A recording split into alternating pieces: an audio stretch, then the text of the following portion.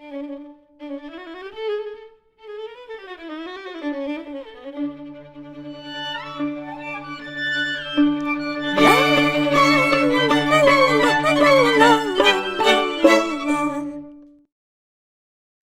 everyone, it is great to see you here again on my latest episode of Classical Conscience. Today I am really happy to be joined by the super cool, super talented, Grammy-nominated acoustic and electric cellist, Tina Guo.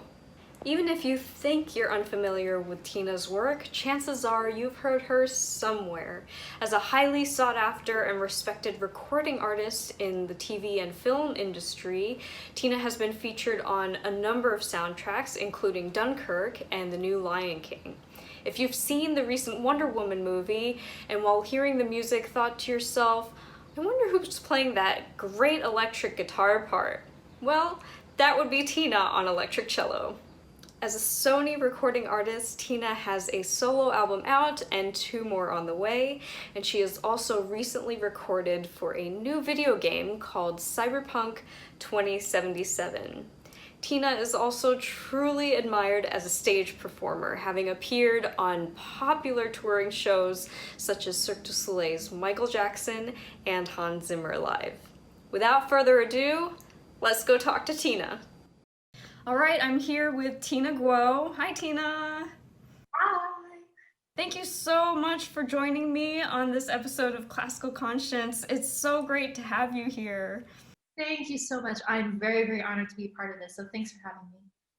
So I am really, really excited that you're joining us because most people know you for your work in TV and film soundtracks, and also your passion for heavy metal performances. But you actually began with classical roots, isn't that right? Yes, that is correct. Both of my parents are classical music teachers, actually. So my father is a cellist and my mother is a violinist, like you. I was forced into the family trade from a very young age. And as far as like music that I really loved, I feel like a lot of the solo repertoire, because I associated it with like being forced to practice and like as part of like my not cage, but it really was for me. I don't know about you. I feel like for you maybe it was different, but for me, I would not have practiced that much if I wasn't forced to. It wasn't something that I naturally wanted to do, at least in the beginning. So I associated it with like being again, literally locked in a room and forced to practice. So I don't think I was able to develop that kind of like emotional connection to the solo pieces. However, I was involved in a lot of orchestras. I was in like the San Diego Youth Symphony, the Civic Youth Symphony, the school symphonies, and perhaps partially because of like the environment where obviously I got to see other people and play music together. And there's so many great dramatic orchestral pieces that I recall playing, but don't ask me what any of them are called because I can't remember who wrote them. But like, the really obvious big ones that are dramatic and feeling like the vibration of the sound around you on stage when you're surrounded by like 100 other people playing, that I really enjoyed. And I think it was both like a kind of a social thing, because yay, I'm out of the house and I'm able to see other people and you have breaks, and you can hang out, but also just I think like literally the physical sensation of being able to play that music together. So I really did love that a lot growing up. It's interesting that you bring that up because I felt sort of the same way growing up. I mean, not the whole practicing 8 hours a day. I didn't do that until I was an adult. I started out with 15 minutes, and then at one point my mentor asked, how many hours do you practice a day? And I was like, well, I practice every day. And he was like, okay, but how long? And that was like, my mind was blown when I was told I have to do at least 2 hours a day. And I hated practicing as a kid. I mean, I loved playing music, but I hated practicing just because I think I didn't really know what to do, or like at that age you're not necessarily conscious of what practicing does for you. It just feels kind of like a chore. But I too remember that, like it was often more exciting to play chamber music or to play in orchestra than to work on the solo stuff. Because, I mean, even though I enjoyed playing concerti so much. It was just the feeling of being surrounded by sound when you're in the orchestra and by all of these other people, and you're doing something together, like you're striving for the same goal and you're hearing the same things. That, you know, that I felt so inspiring. And I think the sense of community is really important in shaping our musical lives, whether you're like one of us who actually play an instrument, or like kids who just grow up listening to music, whether it's, you know, from a record or the radio or a CD, or all of these things are outdated, aren't they? So iTunes or Spotify, what's new now? Or films. But yeah, that seems to be a general commonality that I'm finding among, you know, musicians like you and me. Yeah, for sure.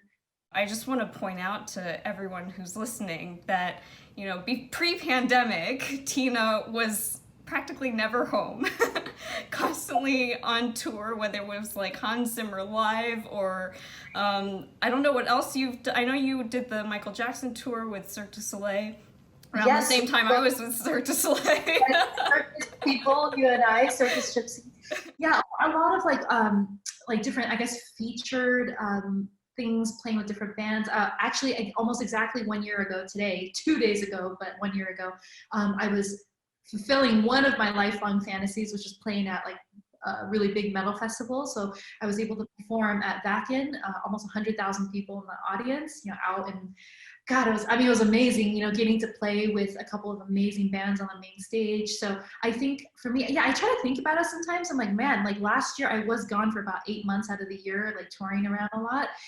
Also, some of those concerts were for my partnership with the Ritz-Carlton, which obviously is on hold because, again, coronavirus, thanks a lot.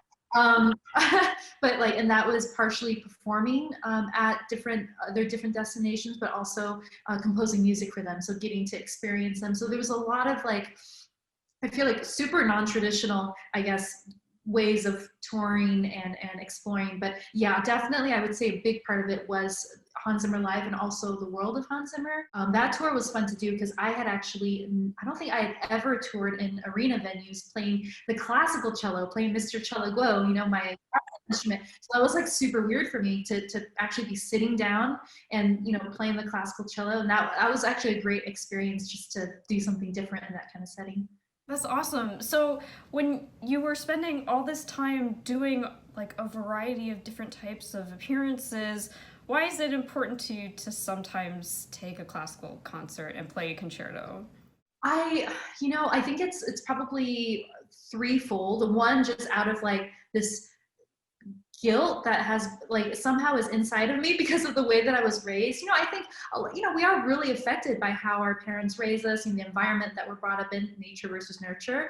And just because it's so in my psyche, so this constant feeling of like, I have to be enough, I have to do more, like no matter what I do, it's not enough. And obviously that's not a healthy way to live. I know that consciously, but it's still a part of me. So for that reason, that's, I think, a big one where I keep telling myself, if I don't do a classical concert or something for a while, I start feeling like, oh my God, I'm a loser. Like I'm slipping. I can't play this anymore. All those years of wasted, I mean, it is like wasted practice and hours of my whole childhood put into it. And like, if I end up somehow losing those skills, that would be kind of a waste. One, two, I feel like I do have an emotional attachment to it, you know, to some of the amazing pieces, and it is nice to be able to do that. And then, yeah, just being able to, I think, like feel like not like I don't want to say imposter, because I feel like if you're any kind of musician from any, like all music is real music, you know, but just because of the way that I was raised, unfortunately in my head, like I have this type of, you know, maybe self-imposed like cage that I'm inside, where I do feel like deep down inside, no matter how much I try to be different and explore different things and be original and move outside of what I'm used to and explore new genres of music where there is no pre-established, like you have to play it this way, you know, this is not the proper way to do something, where I love that, but somehow way deep down inside, I do get that little tiny voice. It's like, you're a fake cello player. And I'm like, no, I have to prove people wrong. I have to show that I can still play a concerto and like a legit type of thing. So I think it's both truly a love for it, because I do want to be able to do it, and also this weird like guilt thing that is like somehow like a little demon inside of me, or angel, I guess, depending on It can be demonic. I actually think that well, first of all, you're not a fake cellist, so you never have to worry about that.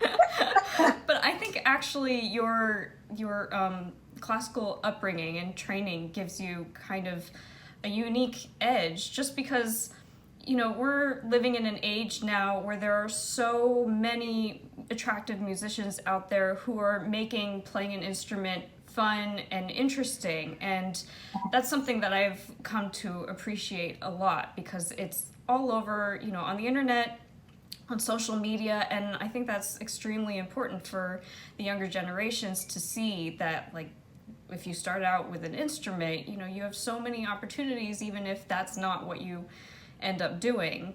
Right. But in music itself, as a performer, I just find that it gives you an extra dimension, because you're not just playing the instrument, but you have actually bonded with it. You have an experience in music that involves your passion, even if your passion isn't classical, but it includes all of that which you were brought up with, and I think that makes for a really interesting artist.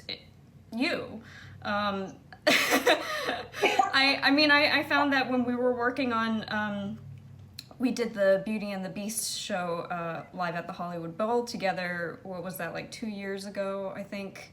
And I wrote out our parts, violin and cello, and one thing I remembered really, really loving was just that I could write anything. I mean, here we were working with these really famous, amazing Alan Menken tunes from Beauty and the Beast, which everybody knows and loves, and to bring that to another level and have us actually play like crazy stuff that might have been different in another situation with another group of artists. I just think that was so much fun, and it's something that I really appreciated, because you could do it. You wrote some seriously hard. I don't know if we're supposed to curse on this show, but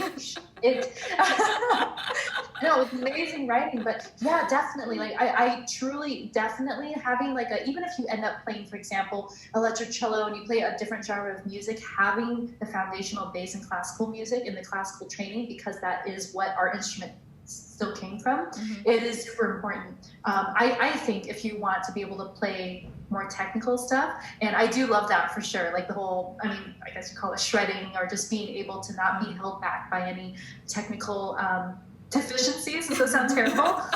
Some limitations, I think, and I just remember that concert, being able to play something that's so fun and recognizable, but then also so virtuistic, if I may say so. The way that you wrote everything, that was really amazing. It was like a perfect blend of popular music, and then I think the classical sensibility and the way that you did the arrangement and everything. So yay! I know that you're currently working on an album for Sony, and you mentioned to me before that some of the pieces that you're doing have classical music influences. Are you allowed to talk a little bit about that? Yeah, I can. I've been so bad for that album, because it's my album. Like, you're not supposed to share stuff. I've been literally posting like super demo versions of stuff, little snippets online. I'm like, forget, especially because it's coronavirus. I'm like, I don't care anymore. I'm just gonna share like actively what I'm doing in real time, instead of only showing the finished product. And so, yes, this album, we went through an entire cycle of like trying to figure out and throwing out so many demos of what on earth this album was. Because my first album through Sony was a game music album. It was called Game On, and it is orchestrated for a full symphony, a choir, and then like a full metal band and synth. So that was really fun. And then for this album, I'm like, what should I do? Maybe I'll kind of do the same thing I did with video game music, but using like well-known classical pieces that hopefully people will recognize, maybe from a cartoon or a commercial, but then just spin it in a way that is hopefully a lot more complex and virtuistic and maybe weird or different. So I did do a Vivaldi piece. I can't even remember which one it was, but it's like one that I think is, you know, very recognizable. But did that in like a Middle Eastern type of like Middle Eastern speed fusion. So you have, it's like a little bit rock influenced, but like all the instruments, like weird instruments playing super fast, changing all the scales. I'm terrible at music theory, so I don't know the right like what you're supposed to call it, but instead of having like a normal scale, you turn it into like Middle Eastern sounding scales. I forgot all the terminology too, so.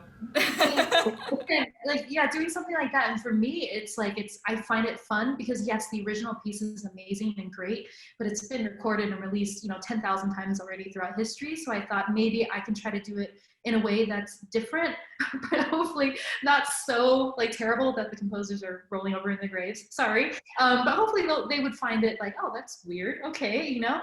And then something like Night on Bald Mountain. That one sounds almost like a fusion between, I would think, like a horror film score. It serves that well. And so in that particular one, I wanted to have more of like a cello concerto kind of vibe. So I actually started it off writing like the original cadenza.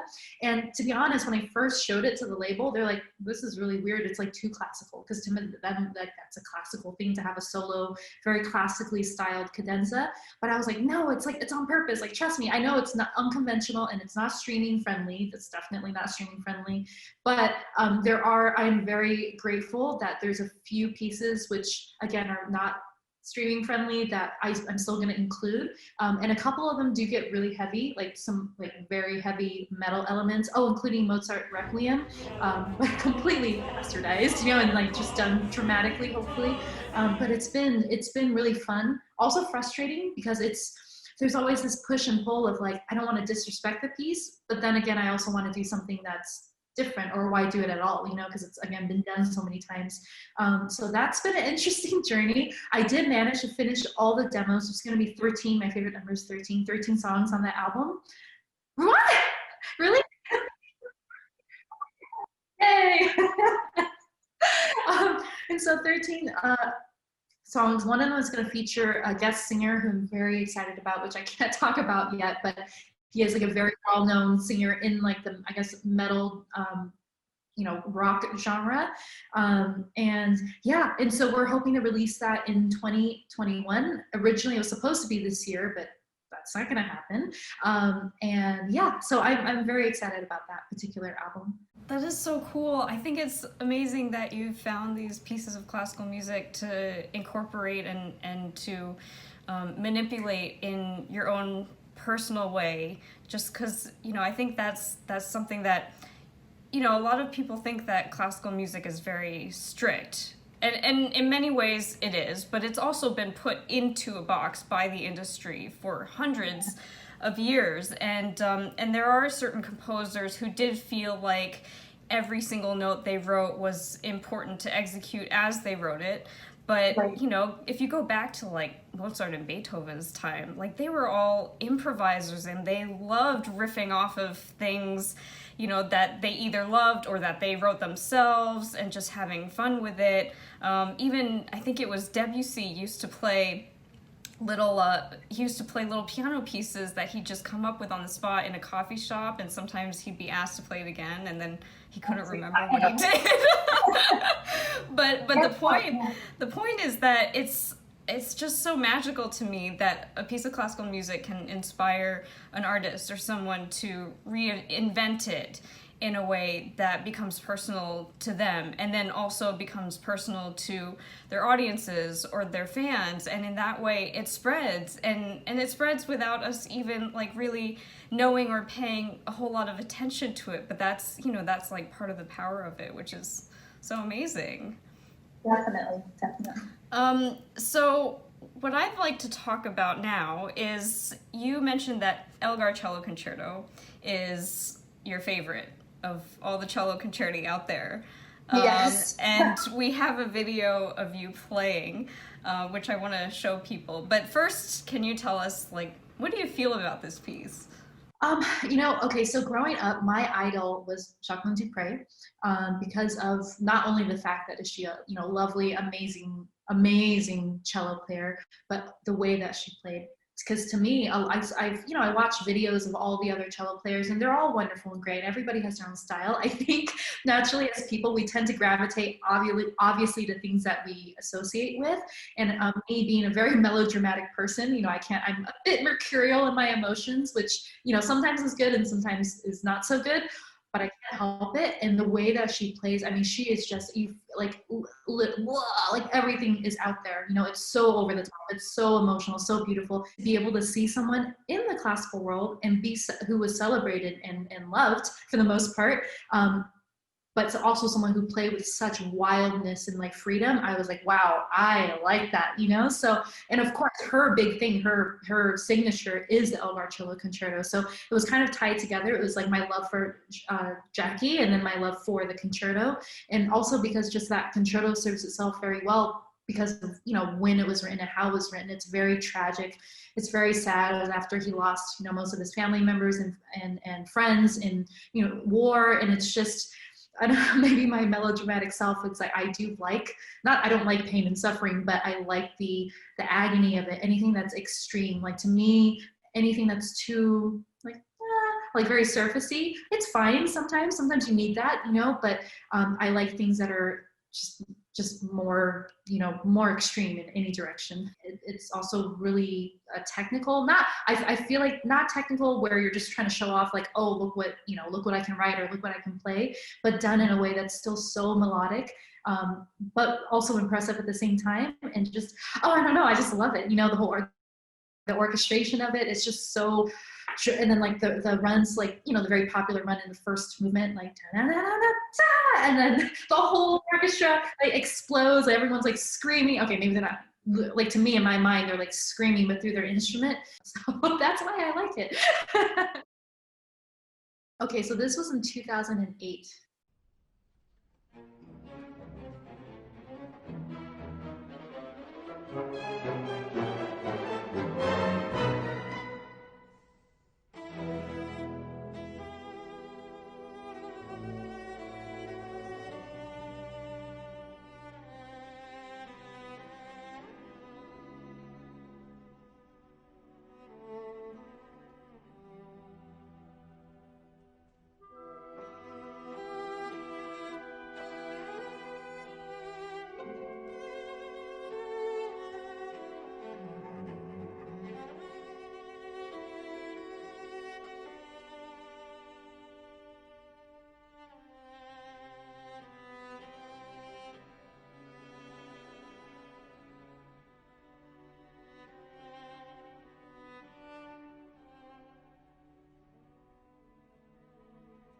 This concerto is just overall, I just love it so much. And in this last movement, it probably gets, I would say, the most joyous is not really the right word, because I think the overall tone of it is still very a tone of yearning.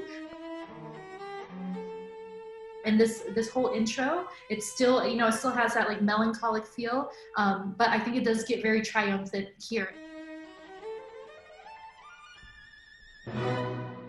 It's amazing how, like, this is less than 2 minutes of the opening, and we're already experiencing a flood of emotions because it starts out with this, like, dramatic orchestral opening, and then you come in and play, and that is incredibly tragic. But then it's like you're trying to build up courage and strength, and then it explodes into that, that crazy high thing that you do, and suddenly the orchestra comes back in and it's like, oh, nothing serious is going on here. We're just like having a good time.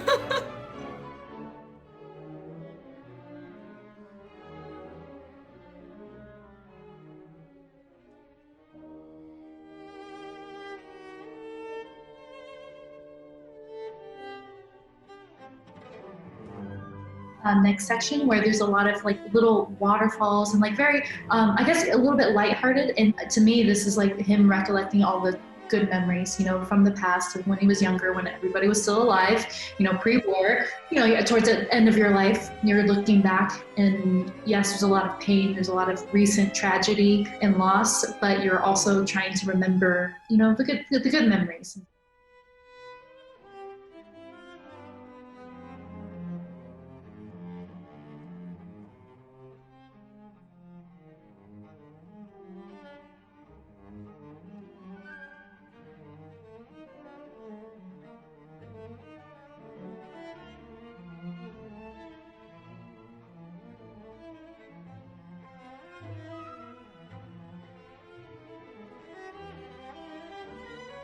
definitely, as you can probably hear, just so much push and pull between happy and not happy, happy, and then it like, and it gets out of it.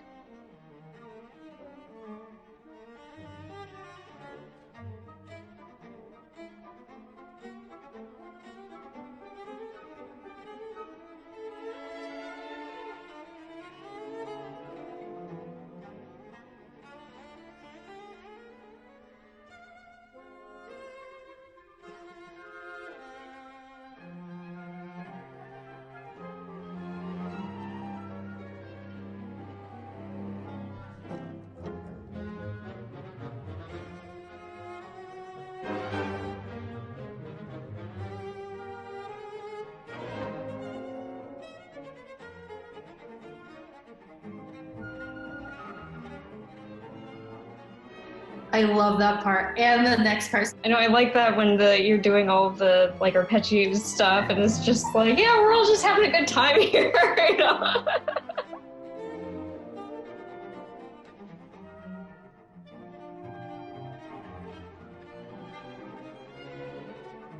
So that, to me, it's almost like a merry-go-round of like, everything's good and I'm rolling, and then, as per usual in the style of this piece, everything's kind of grinds to a halt, and then the next part you'll hear the same melody that used to sound so carefree, but in a much more, like almost like a big elephant, deep kind of way, where it's like in slow motion.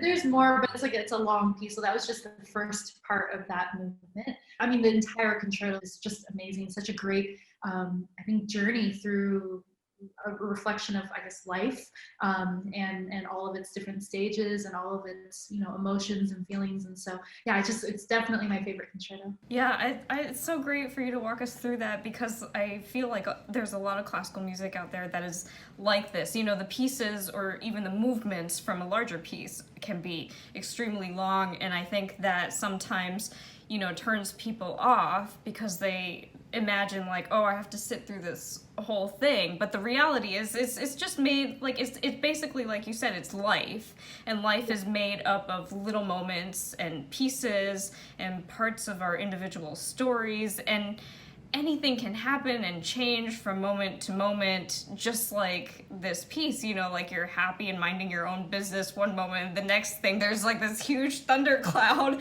and ruins your entire day, and it's just, it's so lifelike. Yes, definitely. It's great for me to be able to, share with you and talk about it, because I don't really get the opportunity to, I guess, analyze or even talk about like too much classical music nowadays. So it really is, actually watching that made me very nostalgic, and I still remember that night, the performance, and just, and that concerto I haven't performed actually for many, many years. Not 12 years ago, but I did it a few times after, but in recent years, I actually haven't been able to play that piece. So I do miss it, and I hope I get to play it again one day, for sure. Yeah, I totally get that feeling. I think also just because of how orchestras schedule their seasons and their programs, sometimes like you really, really want to play something, and then, but that's already been programmed, so let's look at something else. It's like, oh, darn. Hi everyone, I hope you've been enjoying all of Tina's insights. I know I have, and because it was such an enjoyable conversation and there were so many things to say, I decided to divide this interview into 2 parts. So I hope you'll come back next week to join us on Wednesday, September 30th for part 2 of my interview with Tina Guo. Bye!